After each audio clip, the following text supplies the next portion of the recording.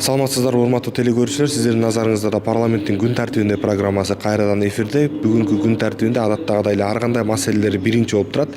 Бул ар кандай маселелер саатында аймактардагы көйгөйлөрдү эл өкүлдөрү өкмөткө жолдошту. Кыргызстан боюнча бүгүнкү күндө жанагы автомобилдерди, жана ушул жүргүнчүлөрдү сактандыруу боюнча мыйзам бүгүнкү күндө иштебей турат да. Себеби дегенде 2016 жылы кабыл алынган.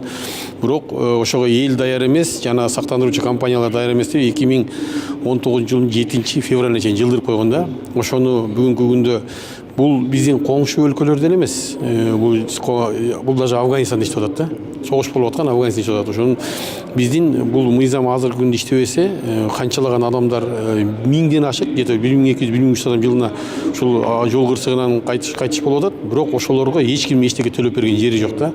Ошон үчүн сөзсүз түрдө ушул мыйзамды иштетип башташыбыз керек. Анан кийин ошол Финнадзорду ошол боюнча оюн берип, телевидение, радиолордон өзүнүн ушул кандай иштеш керек, кандай страховка кылыш керек, кандай төлөнөт, канча турат, ошолордун баарын жеткизсин деп сурандым. Бир айдын ичинде жогорку кеңеште ушул боюнча атайын мыйзам неме берсин дедим, информация берсин деп айттым да. Азыркы ар кандай маселелер саатында бир топ маселелерди көтөрдүңүз да. Негизинен аткарылышы кандай болуш керек? Аткарылышы мен абдан маанилүү маселе боюнча бизде Нур Телеком бул ОШ-га 1000 сомго лицензияны сатып алат. Ойлоп көрүңүз. Мен ойлойм, бул маселе боюнча азыр поручение берилди. Прокуратура менен АКС текшериш керек. Анткени көптөгөн операторлор ушул лицензияны сатып алганга даяр аукционда. Аукционда да балким 300 миллиондон да ашык акча берилет ушул лицензияга. Бирок тилекке каршы аукционду өткөзбөй, Госкомсвязи мындай бир комиссия түзбөй эле, ушул комиссиянын чечими менен берип койгон. Мен сонго ойлойм, текшерүүлөр болуш керек. Карабалтада мурун спирт завод бар эле. Ал эми мамлекетке Кыргызстандагы эң единственный завод болчу. Бул Кыргызстан эмес, Средний Азияда эң мындай сапаттуу жанында ошо чыгарган продукциянын. Бүгүнкү күндө эми 1 жарым жылдан ашык уже иштебей турат.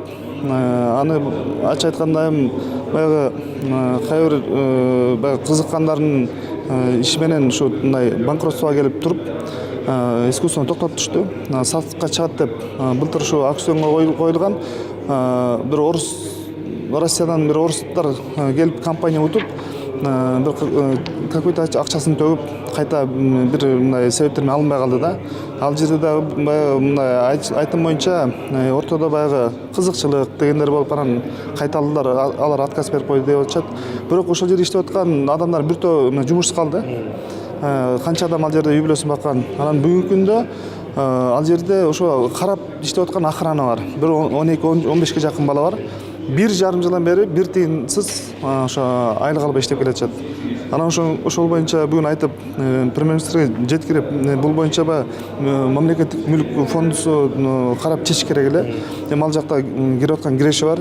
Жок дегенде алардын айлыгын, ошону чечпей 1 жарым жылдан бери алар үй бүлөсүн кантип алып келип атат. Таштап да кете албай атышат бөлөк жумушка. Эми ошол жерде иштеп, может бир жашынакай үмүт менен кайта бирөө алып калса иштеп калабыз деген.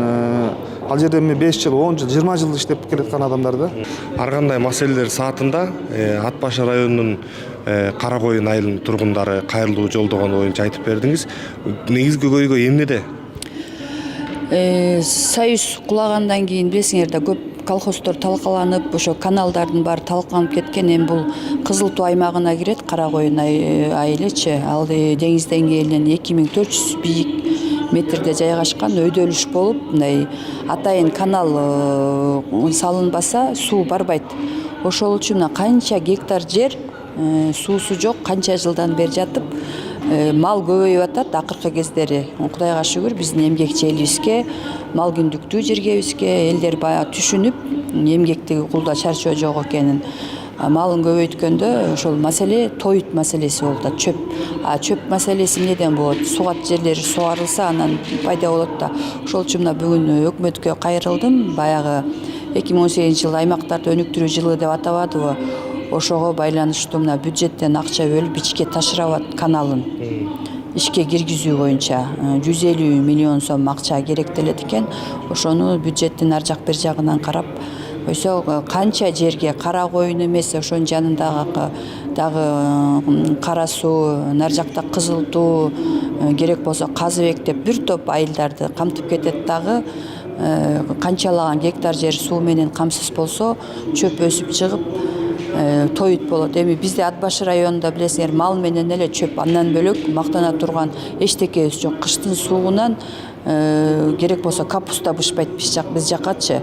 Ошол үчүн жалгыз карманганыбыз чөп болгондуктан аймактарда өнүктүрүү жылы деген мына өтүп да баратат, 2 айдын ичинде бүтүп калат. Ошол бюджетке кирип калса жакшы болмок да, элдин ыраазычылыгын эле алмакпыз. Кыш келди. Кышында карап көрсөң, тедиги чоң-чоң угольный адрестерде кара кетседе, допустим, 300-төгөн, 400-төгөн машина туруп, шопурлар, элдер кыйналып, жумалап, 10 күндөп жатып атат. Ал жерде МВДнын кишилери иштеш керек эле. Ал жерде бир каралар, күрөң каралар, ошондой эле ар кандай кишилердин баары чогулуп албаса, ал жерде очередтерди бусуп, өйдө төмөн кылып атышат. Коркутуп атат балдардычы. Мына ошо боюнча мен айттым, поручение берип туруп караш керек. Ар кандай маселелер саатында убакытты жылдыруу боюнча маселе көтөрдүңүз да. Мунун келип чыгыш себеби эмнеде болуп атат? Бул маселе боюнча көп эле жолу көтөрүлүп келет, бирок өкмөт тарабынан ошого көңүл бурулбайт да. Бул маселени мына Баткен областында жашаган врач-стоматолог Койлубаев Нуралы деген врач көп жерде изилдөөлөр жүргүзүп, ушул сааттын жылбай калганына байланыштуу бир 3-4 жүйөлүү себептерди айтыптыр да. Мен да ушуга кызыгып карап чыксам, кандайдыр ушуга маселеге бүгүнкү күндө көңүл бурбасак, биздин республикада болуп аткан анча-мынча балдардын калыптанышыга, балдардын ден соолугуга, мына садикке барган балдардын өсүшүнө таасир бере тургандай сезилип атат да. Андан сырткары мына бизде акыркы убакта өтө авто жолдордо кырсыктар көбөйүп, баягы граждандардын мындай майып болуп калышына, ошолордун бир артынан такыр эле баягы өмүрү кыйылып кеткен убактар да бар да. Ушул киши шашканда бир өзүнүн контролун жоготуп, нерв бузулуп, кандайдыр кыжырдануу менен ушундай авариялык абалдарга да туш келип калат окшойт да. Мен негедир ушул жагына мына 2-3 айдан бери интернеттен карап, ушул биздин коңшу мамлекеттер бүгүнкү күндө биз менен сааттын айырмасы кандай, мурда кандай эле ошолорду да анализдеп чыктым да.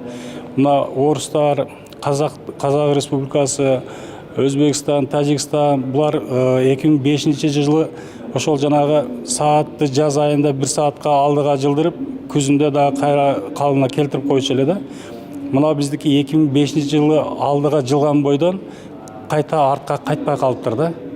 Ошонун кесепетинен мына мен балдар тууралуу кичине айта кетейин. Садикке барган балдар эртең менен уйкусу канбаса, садикке көңүлү келбейт да, ыйлап барат. Ыйлап барган бала же тамак ичпейт, же оюнга көңүлү келбейт да. Эгер ушу 1 саат биз айтканга жеңил болгон менен 1 саат өтө көп убакыт экен да. Ошол 1 сааттын ичинде бала толук кандуу уйкусун кандырып, биологиялык баягы өзүнүн убактылуу бир уйку кануу мезгили толгондон кийин бала ойногусу келет экен, тамак ичкиси келет экен, ден соолугу дагы жакшы болот экен да. А эгер бала ыйлап, тамак ичпей, оюнга көңүл келбесе, ал психикалык удар алып, ошол жерден ден соолугуга да зыяндар келип атат да. Мектептеги балдар деле ошондой да. Мектепте кээ бир мектептерде 2-3 смена окуган балдар 7-7:30 сабагын башташ керек.